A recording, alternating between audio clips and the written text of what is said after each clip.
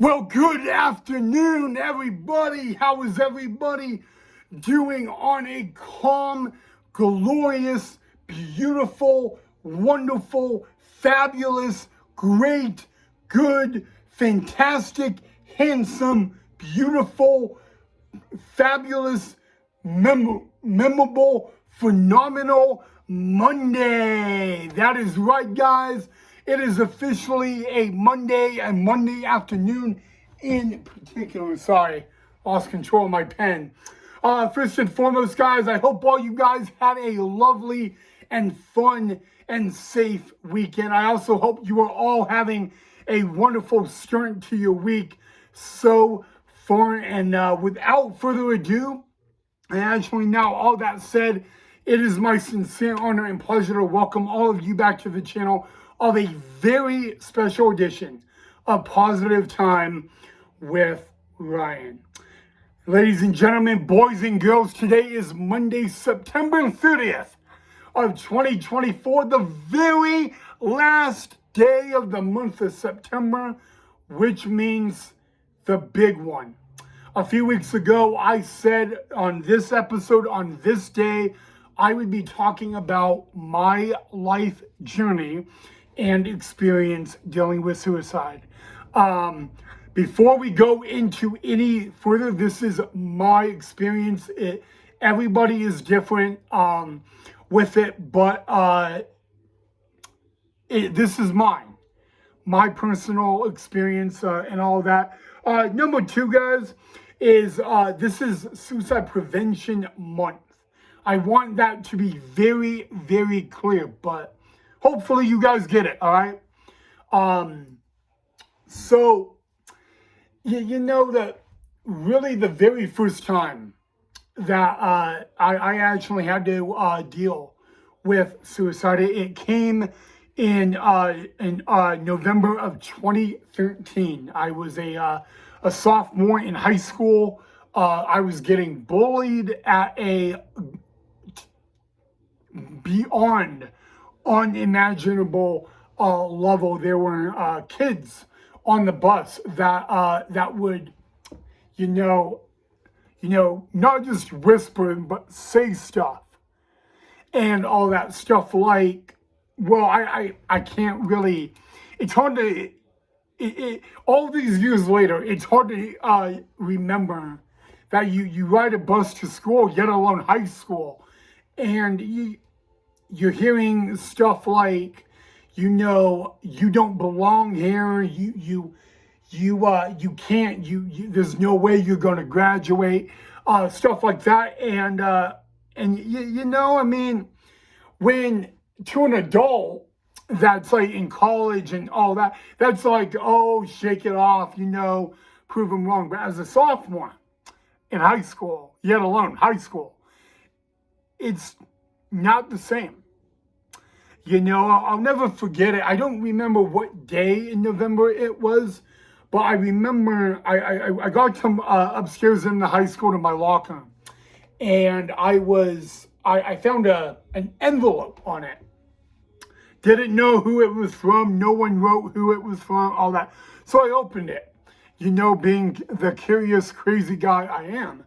And in that letter, the note said, and I'll never forget it. It actually said the words, "You don't deserve to even have a life."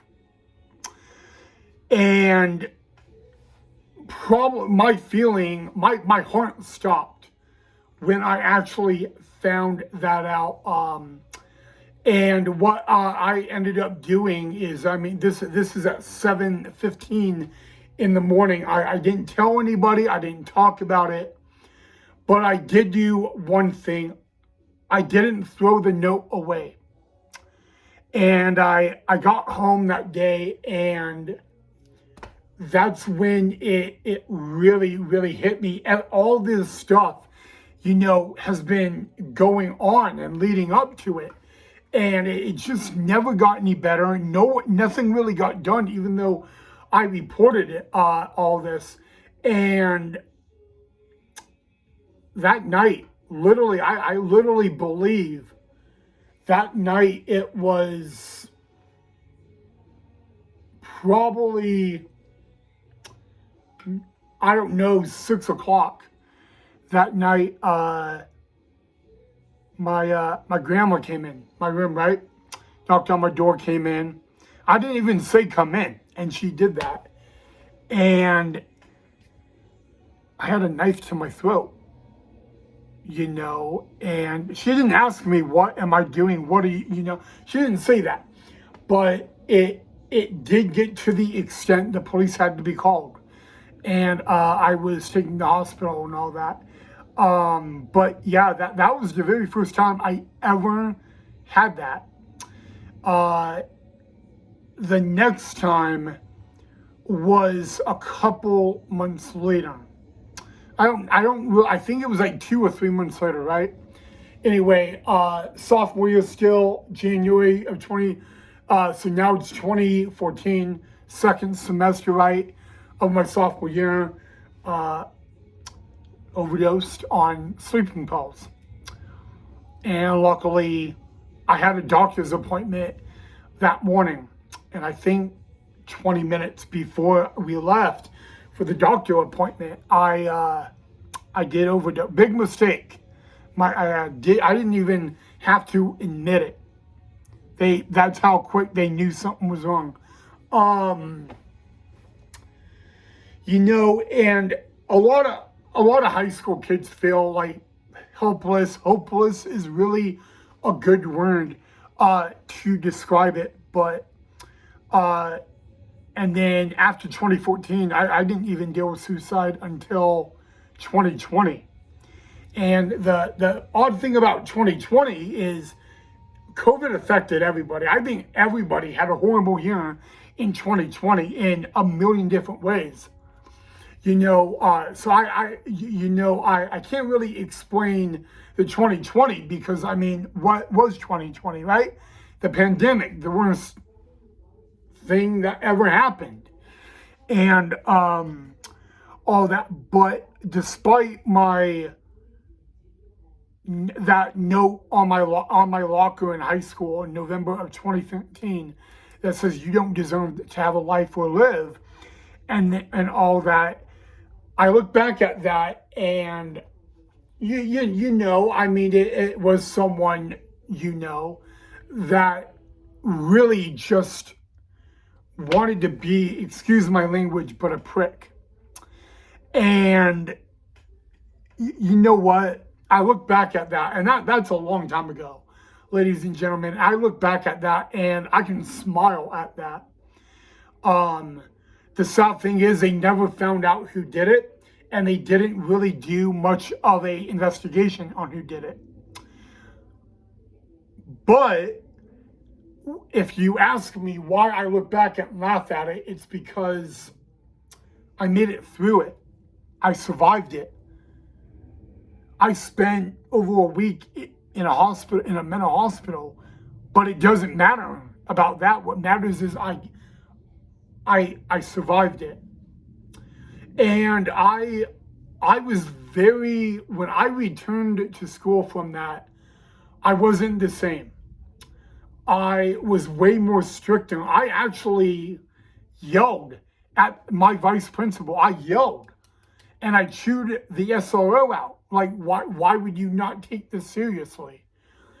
So, not a lot of experiences, but guys, let me ask you the question. Imagine you being a sophomore in high school, finding a letter on your hall locker and it says you don't deserve to live or have a life. How would that make you feel as a sophomore in high school? I have to ask that.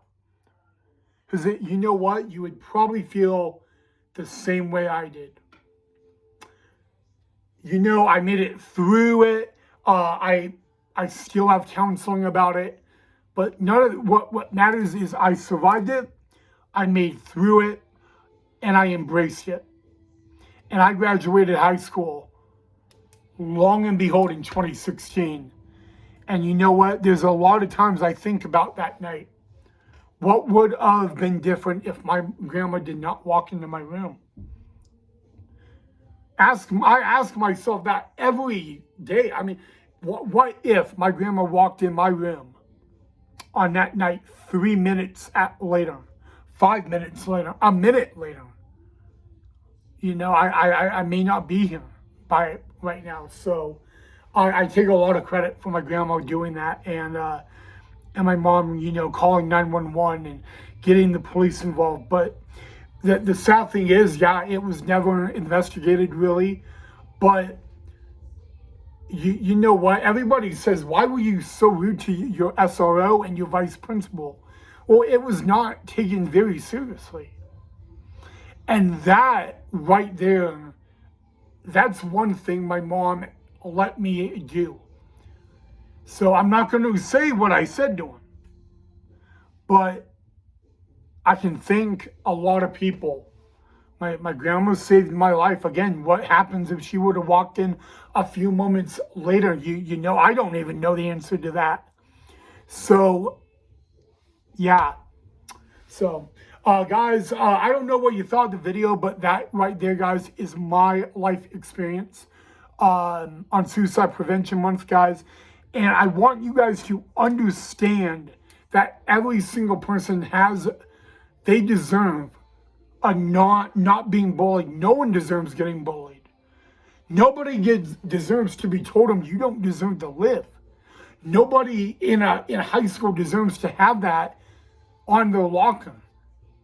So if you know anyone that does it, or you know someone in that situation, help them. Help them in any little way you can.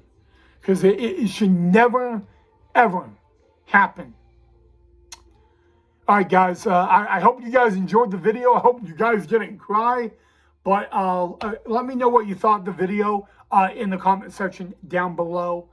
And happy Monday, everybody. Have a great rest of your Monday, guys. I'll see all you guys back here for the next episode.